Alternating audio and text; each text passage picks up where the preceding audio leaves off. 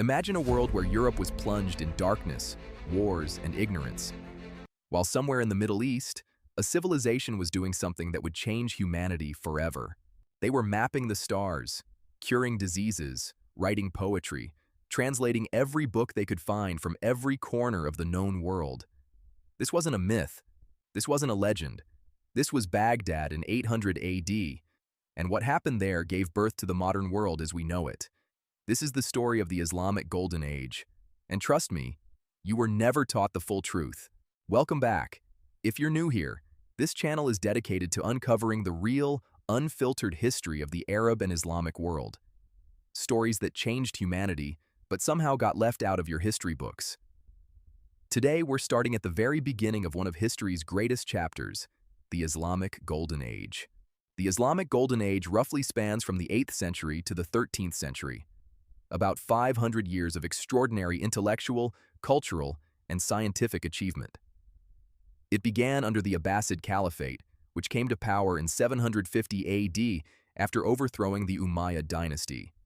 The Abbasids moved the capital from Damascus to a brand new city they built from scratch, Baghdad. And Baghdad wasn't just a city, it was a statement, a declaration that this civilization was going to be different. One of the most important things the early Islamic caliphs did, and this is something most people don't know, was fund what historians call the translation movement. Caliph al-Mansur and later Caliph Harun al-Rashid and al-Ma'mun essentially created the world's first state-sponsored intellectual program. They sent scholars across the known world, to Greece, Persia, India, Egypt, with one mission.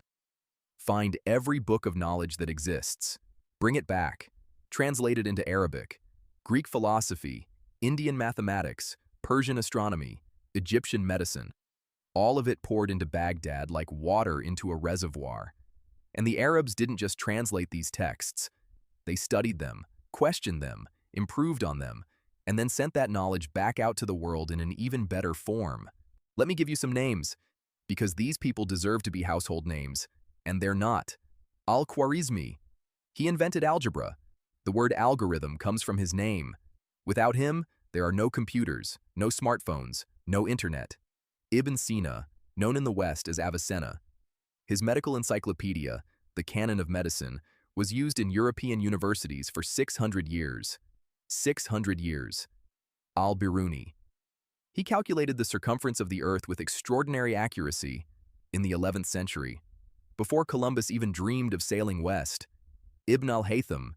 He wrote the Book of Optics and essentially invented the scientific method, the idea that you test your theories with experiments, 300 years before Francis Bacon. These aren't minor footnotes. These are the foundations of modern science.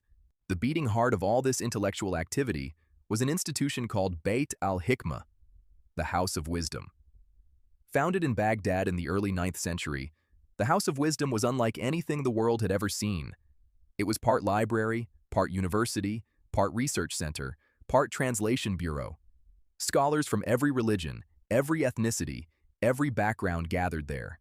Muslims, Christians, Jews, Zoroastrians, all working side by side on the greatest intellectual project in human history. They had telescopes before Europe did. They had surgical tools before Europe did. They had algebra, a word that literally comes from Arabic, before Europe had a name for it. So if this civilization was so advanced, so powerful, so brilliant, what happened? 2 words: the Mongols. In 1258, the Mongol armies of Hulagu Khan descended on Baghdad. What they did there is one of the greatest tragedies in human history, and we'll cover it in full detail in another video.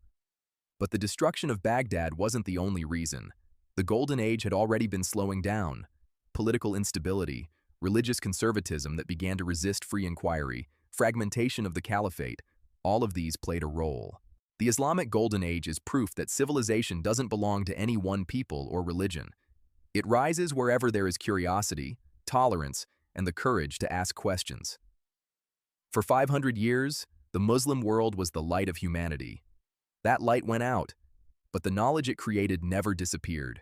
It flowed into Europe, sparked the Renaissance, and gave us the modern world. And that's a story worth knowing.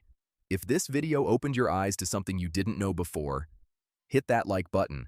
Subscribe if you want more hidden history like this, and leave me a comment.